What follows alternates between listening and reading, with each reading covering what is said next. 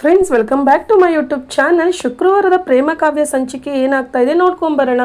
ಅದಕ್ಕಿಂತ ಮುಂಚೆ ನೀವು ಚಾನಲ್ನ ಸಬ್ಸ್ಕ್ರೈಬ್ ಮಾಡಿ ನೋಡ್ತಾ ಇದ್ದೀರಾ ಅಂತ ಹೇಳಿದ್ರೆ ದಯವಿಟ್ಟು ಸಬ್ಸ್ಕ್ರೈಬ್ ಮಾಡ್ಕೊಂಡು ನೋಡೋದನ್ನು ಮರಿಬೇಡಿ.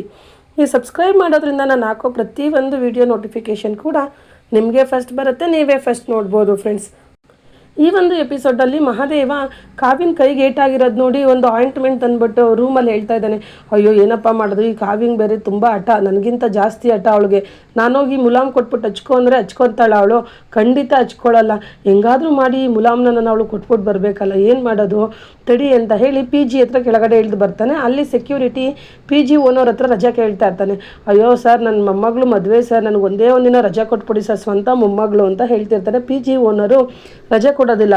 ನೀನು ನೈಟ್ ಶಿಫ್ಟ್ ಮುಗ್ದಿದೆ, ಇವಾಗ ಹೋಗಿ ರೆಸ್ಟ್ ಮಾಡು, ನೈಟ್ ಮತ್ತೆ ಡ್ಯೂಟಿಗೆ ಬಂದು ಜಾಯ್ನ್ ಆಗಬೇಕು, ರಜಾ ಗಿಜಾ ಏನಿಲ್ಲ ಅಂತ ಹೇಳಿ ಅಲ್ಲಿಂದ ಹೊರಟೋಗ್ತಾರೆ.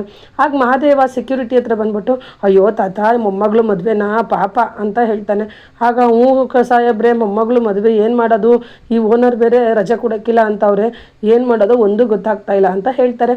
ಆಗ ಮಹಾದೇವ ಇದ್ದನು, ಅಯ್ಯೋ ತಾತ ನೀವೇನು ಯೋಚನೆ ಮಾಡಬೇಡಿ, ನಿಮ್ಮ ಕೆಲಸನ ನಾನು ನೋಡ್ಕೊತೀನಿ, ನೀವು ಆರಾಮಾಗಿ ಮದುವೆಗೆ ಹೋಗಿ ಬನ್ನಿ, ಆದರೆ ಅದಕ್ಕಿಂತ ಮುಂಚೆ ನೀವು ನನಗೊಂದೇ ಒಂದು ಸಹಾಯ ಮಾಡಬೇಕು ಅಂತ ಹೇಳ್ತಾನೆ. ಆಗ ಸೆಕ್ಯೂರಿಟಿ ತಾತ ಇದ್ದವರು, ನಾನು ನಿನಗೆ ಸಹಾಯ ಮಾಡೋದು ಏನಪ್ಪ ಅಂತ ಹೇಳ್ತಾರೆ.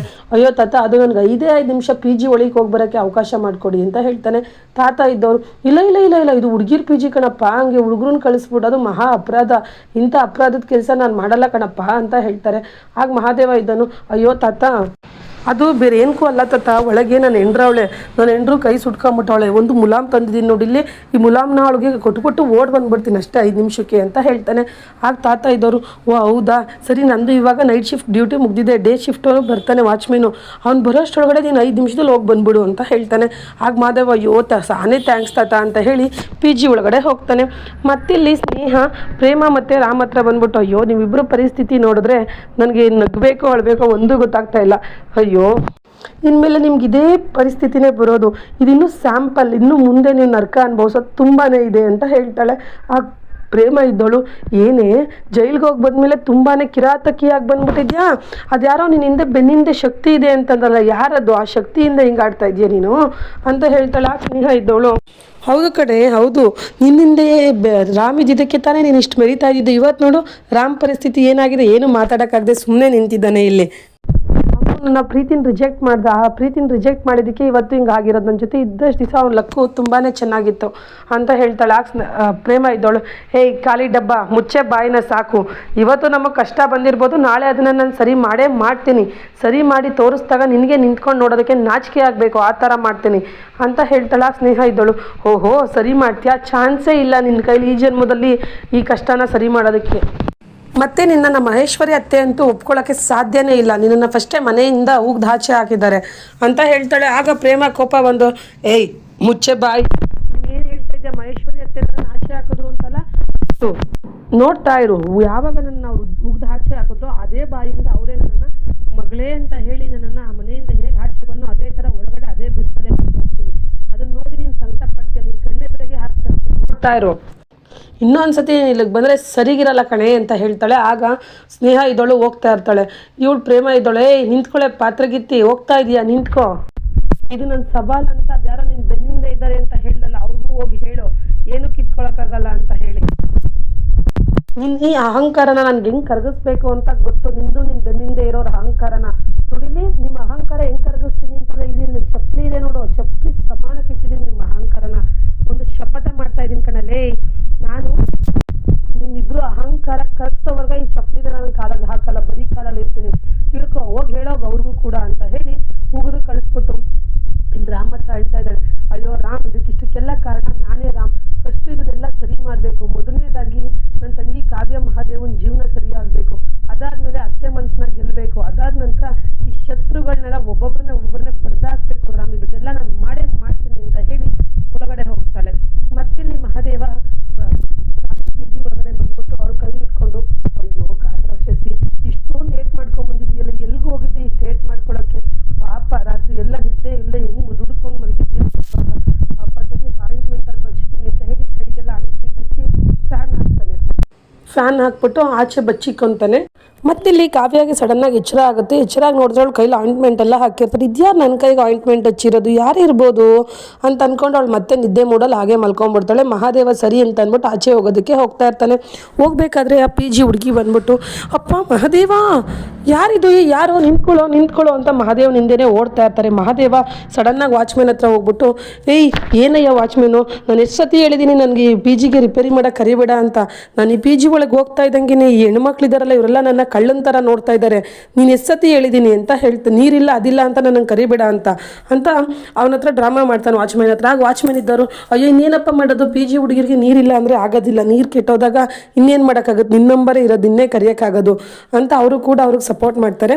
ಆಗ ಪಿ ಜಿ ಹುಡುಗಿರಿದ್ದರು, ಓ ಇವ್ರು ಪ್ಲಂಬರಾ, ಸರಿ ಓಕೆ, ನಾನು ಯಾರೋ ಅನ್ಕೊಂಬಿಟ್ಟೆ, ಬೆಟ್ಟದ ಮಹಾದೇವ ಕಾಪಾಡ್ದಲ್ಲಪ್ಪ ಅಂತ ಪಿ ಜಿ ಹುಡುಗಿರು ಅಂದ್ಕೊಂಡು ಒಳಗಡೆ ಹೋಗ್ತಾರೆ. ಆಗ ಮಹಾದೇವ ಇದ್ದನು, ಓ ಈ ಹುಡುಗಿ ಮಹಾದೇವ ಅಂತ ನನ್ನಲ್ವಾ ಕರೆದಿದ್ದು ಬೆಟ್ಟದ ದೇವ್ರನ್ನ, ಅಯ್ಯೋ ನಾನು ಬೇರೆ ಎದ್ರುಕೊಂಬಿಟ್ಟೆ, ಸರಿ ನಾನು ಬತ್ತಿನ ಕಣಯ್ಯ ಅಂತ ಹೇಳಿ ಮಹಾದೇವ ಅಲ್ಲಿಂದ ಹೊರಡ್ತಾನೆ. ಮತ್ತಿನ್ನೊಂದು ಕಡೆ ಪ್ರೇಮ ಸುಟ್ಟೋಗಿರೋ ಕ್ಲಿನಿಕ್ನೆಲ್ಲ ಕ್ಲೀನ್ ಮಾಡ್ತಾ ಇರ್ತಾಳೆ. ಅಲ್ಲಿಗೆ ರಾಮ್ ಕೂಡ ಬಂದು ಹೆಲ್ಪ್ ಮಾಡ್ತಾ ಇರ್ತಾನೆ. ಆಗ ಪ್ರೇಮ ಇದ್ದಳು, ರಾಮ್ ನಿನಗೆ ಕೆಲಸ ಎಲ್ಲ ಮಾಡಬೇಡವೋ, ನಿನಗೆ ಇದೆಲ್ಲ ಅಭ್ಯಾಸ ಇಲ್ಲ, ನಾನು ಮಾಡ್ಕೊತೀನಿ ಸುಮ್ಮನೆ ಇರೋ ಅಂತ ಹೇಳ್ತಾಳೆ. ಆಗ ರಾಮ್ ಇದ್ದವನು, ಏನಿಲ್ಲ ಪ್ರೇಮ, ನಾನು ಅವತ್ತೇ ಹೇಳಿದ್ದೀನಿ ತಾನೆ ನಿನ್ನ ಕಷ್ಟದಲ್ಲಿ ಸುಖದಲ್ಲಿ ಎಲ್ಲದಕ್ಕೂ ನನ್ನ ಪಾಲಿದೆ ಅಂತ ಹೇಳಿ, ಹಂಗಾಗಿ ನಾನು ಮಾಡ್ತಾಯಿದ್ದೀನಿ ಅಷ್ಟೇ, ನೀನು ಸುಮ್ಮನೆ ಇರು ಅಂತ ಹೇಳಿಬಿಟ್ಟು, ನೋಡು ಪ್ರೇಮ, ನಾನು ನಿನ್ನನ್ನು ಈ ಮನೆಯಲ್ಲಿ ಇರಿಸಿದ್ದೀನಿ, ಅದಕ್ಕೆ ಬೇಜಾರು ಮಾಡ್ಕೊಬೇಡ, ಆದಷ್ಟು ಬೇಗ ನಾನು ಒಂದು ಬೇರೆ ಮನೆ ಮಾಡಿ ನಿನ್ನನ್ನು ಕರ್ಕೊಂಡು ಹೋಗ್ತೀನಿ, ಈ ಸುಟ್ಟೋಗಿರೋ ಮನೆಯಲ್ಲೇ ಅಷ್ಟಿನ ತನಕ ಇರೋಣ ಅಂತ ಹೇಳ್ತಾನೆ. ಆಗ ಪ್ರೇಮ ಇದ್ದಳು, ರಾಮ್ ನೀನು ಯಾಕೆ ಬೇಜಾರು ಮಾಡ್ಕೊತಾ ಇದೆಯಾ, ನೀನು ಎಲ್ಲಿ ಇರ್ತೀಯೋ ನಾನು ಅಲ್ಲೇ, ನೀನು ಇರೋ ಕಡೆನೇ ನನಗೂ ಸ್ವರ್ಗ ರಾಮ್, ನಿನ್ನ ಹತ್ರ ಎಲ್ಲ ಬೇಜಾರು ಮಾಡ್ಕೊಬೇಡ ಅಂತ ಹೇಳಿ ಸಮಾಧಾನ ಮಾಡಿ. ನೋಡು ರಾಮ್, ನನಗೆ ಇವಾಗ ಯಾವ ಹಾಡು ನೆನಪಾಗ್ತಾ ಇದೆ ಗೊತ್ತಾ, ಹಳೇದು ರಾಜ್ಕುಮಾರ್ ಸಾಂಗು, ಪ್ರೀತಿನೇ ಆದ್ಯಾರು ತಂದ ಆಸ್ತಿ ನಮ್ಮ ಬಾಳ್ವೆಗೆ ಸಾಂಗ್ ನಂಗೆ ನೆನಪಾಗ್ತಾ ಇದೆ ರಾಮ್ ಅಂತ ಹೇಳ್ತಾ ಅವಳು ಆ ಸಾಂಗ್ ಕನಸಿಗೆ ಹೋಗ್ಬಿಡ್ತಾಳೆ. ಫುಲ್ ಅದೇ ಸಾಂಗು ಕನ್ಸು ಕಾಣ್ತಾ ನಿಂತಿರ್ತಾಳೆ. ಹಾಗೆ ಅವ್ರು ಅಡುಗೆ ಮಾಡ್ಕೊಂಡು ತಿನ್ನೋ ಥರ, ಒಬ್ರಿಗೊಬ್ರು ತಿನ್ನಿಸೋ ಥರ ಪ್ರೀತಿಯಿಂದ ಇರೋ ಅಂಥ ಕನಸಲ್ಲಿ ಹಂಗೇ ನಿಂತ್ಕೊಂಡ್ಬಿಟ್ಟಿರ್ತಾಳೆ. ಆಗ ರಾಮ್, ಏಯ್ ಪ್ರೇಮ ಏನು ಮಾಡ್ತಾ ಇದೆಯಾ, ನಿಂತ್ಕೊಂಡೇ ಕನಸು ಕಾಣ್ತಾ ಇದೆಯಾ, ಈಗ ತಾನೇ ಆ ಸ್ನೇಹಿಂಗೆ ಮಾಸ್ ಹೀರೋ ಥರ ಒಂದು ಡೈಲಾಗ್ ಹೊಡೆದೆಲ್ಲ ಕಳಿಸಿದ್ಯಾ, ಈಗ ಇಲ್ಲೇ ಕನಸು ಕಾಣ್ತಿದ್ಯಾ ಅಂತ ಹೇಳ್ತಾನೆ. ಆಗ ಪ್ರೇಮ ಇದ್ದಳು, ನೋಡು ರಾಮ್, ನಿನ್ನ ವಿಷಯಕ್ಕೆ ಬಂದರೆ ನಾನು ಯಾರನ್ನೂ ಬಿಡಲ್ಲ, ಪ್ರೇಮ ಅಲ್ಲ ಮತ್ತಾರನ್ನೂ ಬಿಡಲ್ಲ, ಅವಳಿಗೆ ಬುದ್ಧಿ ಕಲಿಸ್ಬೇಕಾಗಿತ್ತು, ಅದಕ್ಕೆ ಅವಳಿಗೆ ಹೋಗೋದು ಕಳಿಸಿ ಶಪಥ ಮಾಡಿದ್ದು ನಾನು, ನಮ್ಮ ವಿಷಯಕ್ಕೆ ಬಂದರೆ ಸುಮ್ಮನೆ ಬಿಡ್ತೀನಾ ಅಂತ ಮಾತಾಡ್ತಿರ್ತಾಳೆ. ಆಗ ರಾಮ್ ಇದ್ದನು, ಸರಿ ಮಾತಾಡಿದ್ದು ಸಾಕು, ಹೊಟ್ಟೆ ತಾಳ ಹಾಕ್ತಾ ಇದೆ, ಏನಾದರೂ ಮಾಡ್ತೀಯಾ ಅಂತ ಕೇಳ್ತಾನೆ. ಆಗ ಪ್ರೇಮ ಇದ್ದಳು, ಅಯ್ಯೋ ರಾಮ್ ಹೊಟ್ಟೆ ಹಸಿತಿದ್ಯಾ, ಮನೆಯಲ್ಲಿ ಏನೂ ಇಲ್ವಲ್ಲೋ, ಅಡುಗೆ ಮಾಡೋಕ್ಕೆಲ್ಲ ಸುಟ್ಟೋಗಿದೆಯಲ್ಲೋ ಅಂತ ಹೇಳ್ತಾಳೆ. ಆಗ ರಾಮ್ ಇದ್ದನು, ಸರಿ ಬಿಡು ಪರವಾಗಿಲ್ಲ ಅಂತ ಹೇಳಿ ಮತ್ತೆ ಕ್ಲೀನ್ ಮಾಡ್ತಾ ಇರ್ತಾರೆ ಸುಟ್ಟೋಗಿರೋ ಕ್ಲಿನಿಕ್ಕು ಮನೆಯೆಲ್ಲ.